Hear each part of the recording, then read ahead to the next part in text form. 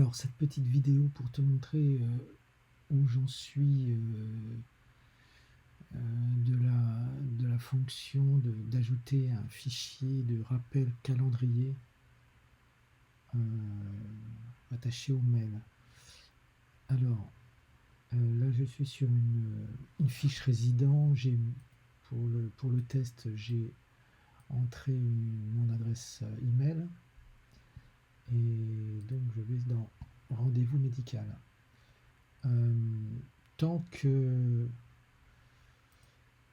qu'on n'a pas choisi une particularité, un contact, une date, on va dire mardi et une heure, et je sais pas, 10 heures,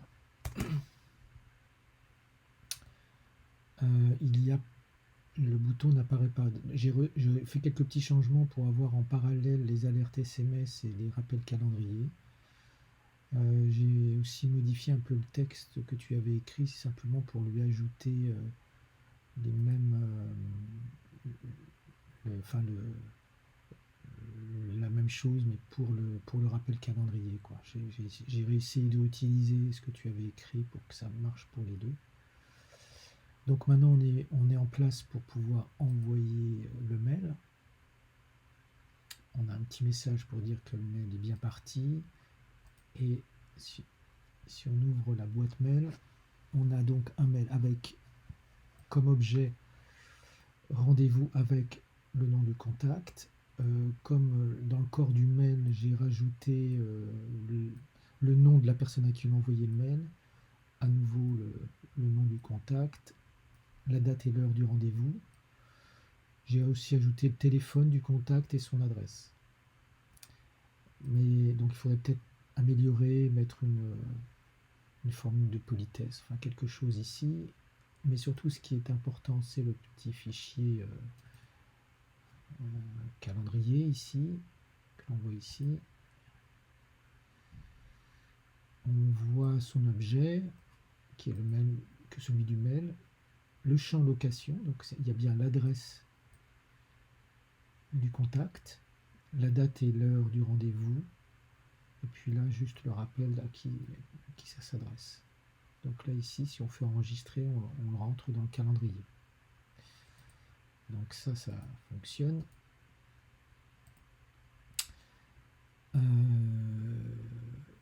Alors comment ça fonctionne? Si on regarde le bouton qui est censé être un bouton quasi générique, il suffirait de le copier et de le coller dans d'autres endroits de l'application pour pouvoir envoyer des mails avec ou sans rappel ICS. Donc ici, le mail générique qui est envoyé, c'est envoi courriel MBS, mais surtout tout le truc tient dans les paramètres. Alors pour comprendre un peu mieux comment ça fonctionne, c'est pas très compliqué, mais il faut mieux partir d'ici. Là, je t'ai copié-collé le contenu d'un fichier ICS. Donc, on voit que la syntaxe, elle est super simple. En fait, il y a d'autres champs, mais qui nous ne sont pas utiles. Donc j'ai vraiment épuré le fichier au maximum. Et en réalité, les champs sur lesquels on travaille, qui doivent être dynamiques, il n'y en a que 5. La date et l'heure du rendez-vous, la date et l'heure de la fin du rendez-vous, le lieu du rendez-vous, sa description et son sujet. Donc ce sont ces champs-là qu'il faut dynamiquement renseigner. Et c'est ce qu'on voit ici.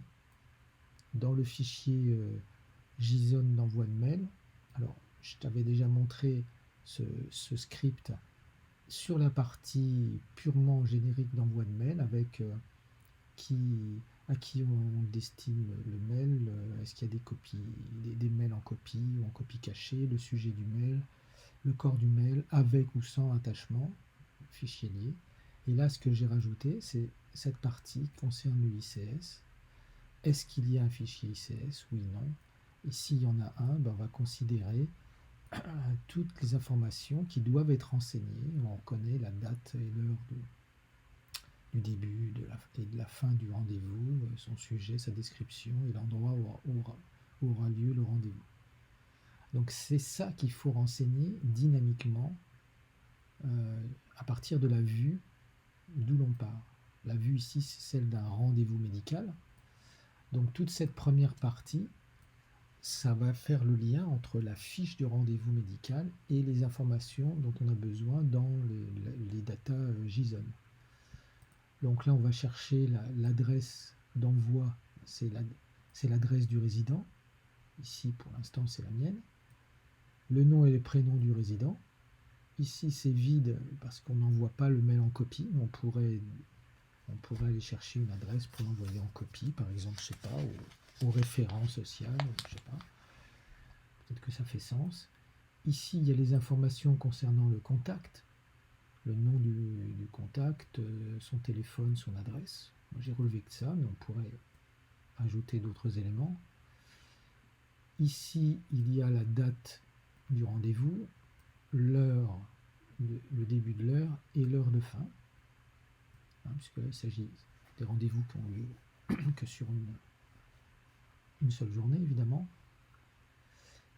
Ensuite, il y a l'objet du rendez-vous. Donc là, pour l'instant, c'est juste rendez-vous avec le nom du contact. Et puis ici, il y a un début de description du rendez-vous. Donc, comme je te l'ai déjà montré, il y a à l'intention de, on reprend le nom de la personne à qui on s'adresse. Et puis après, il y a les informations sur la date du rendez-vous, le téléphone du contact, l'adresse du contact. Donc c'est ça qui va apparaître dans le fichier ICS. Donc en réalité, si je résume, il y a cette partie-là qui permet de faire le lien entre les données de la fiche rendez-vous et le script générique.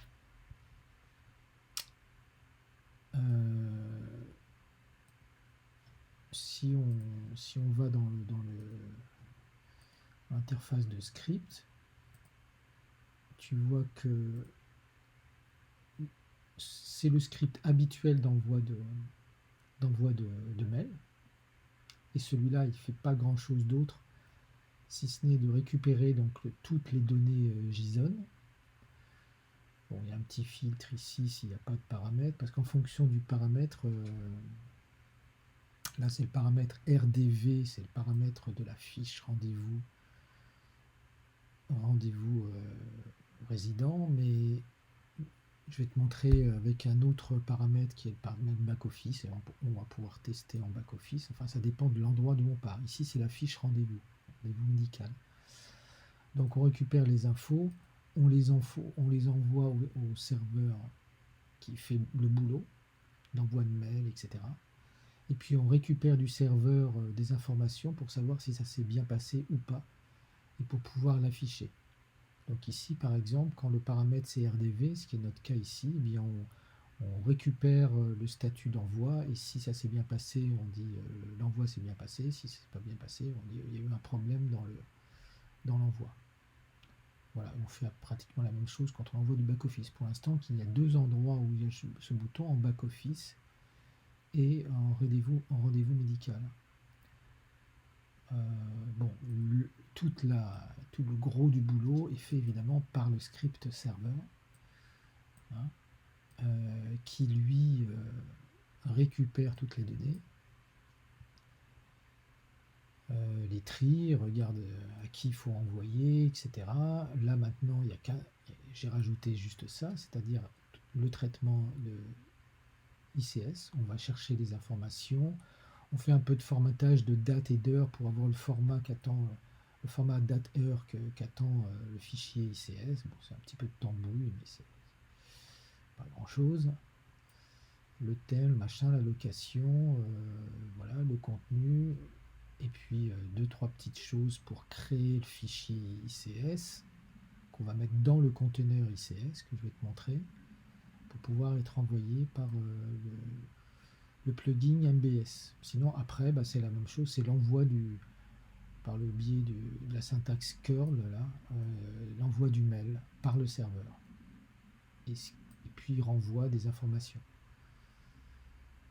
Alors, juste pour mémoire, ici, dans le back-office, tout est dans l'onglet courriel. Ça, je te l'avais déjà montré pour les envois de mails génériques. Donc il y a la partie configuration SMTP, ça qu'on touche jamais, c'est les informations de Julien. La partie d'envoi de mail, à qui on envoie, est-ce qu'il y a des copies cachées, des copies en double ou en caché, le sujet, le corps, oui ou non, est-ce qu'il y aura un fichier attaché. Et puis maintenant, ce qui est nouveau, c'est les paramètres de test pour envoyer un fichier ICS. Donc là, il y a la date de début, l'heure de début du rendez-vous, la date de fin du rendez-vous, le sujet, la description, et puis ici en pièce jointe, on voit bien que le fichier ICS qui a été formé. Donc par exemple, si je remets le truc à 0 ici, si je fais un test ici, qu'est-ce que je vais faire? Je vais faire envoyer un mail test back-office test, je sais pas quoi, test 3, voilà. Donc ça, c'est la configuration du mail. Je vais m'envoyer un mail avec ces informations. Il n'y a pas de fichier attaché. Par contre, il va y avoir un fichier ICS. J'ai bien mis oui ici. Je vais donner un rendez-vous le 4 de 10h à 11h. Rendez-vous test ICS. Ceci est un test 3. Voilà.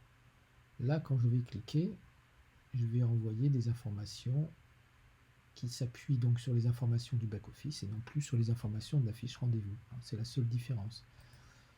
Donc je clique sur envoi. On me dit que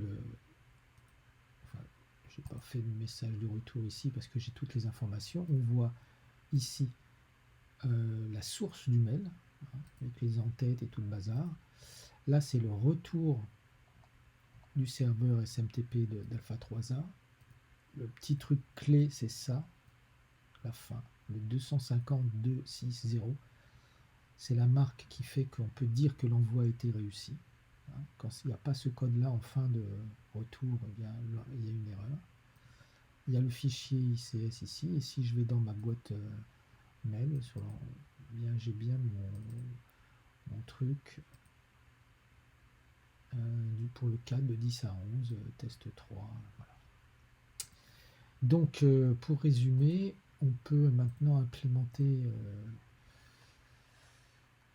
ce bouton d'envoi de mail avec ou sans ICS un peu partout dans l'application. Tu m'avais parlé des conventions, ça serait faisable. Si tu vois un truc à rajouter, notamment dans les libellés, dans la manière de créer le sujet du rendez-vous ou sa description, dis-le moi. Il y a peut-être aussi un changement ici, des changements à faire ici dans l'interface pour que ça soit un peu mieux ici, un peu plus clair, je sais pas, dans les messages, etc. Bon, enfin, je pense que là a priori, ça devrait être fonctionnel. Encore une fois, il suffit qu'il y ait pour le résident une bonne adresse mail ici, sinon ça part pas évidemment. Est-ce qu'il faut envoyer ce mail en copie aux conseillères? Bon, je sais pas. C'est à toi de me dire si c'est vraiment utile, mais c'est assez facile à faire. Voilà pour le moment. Salut.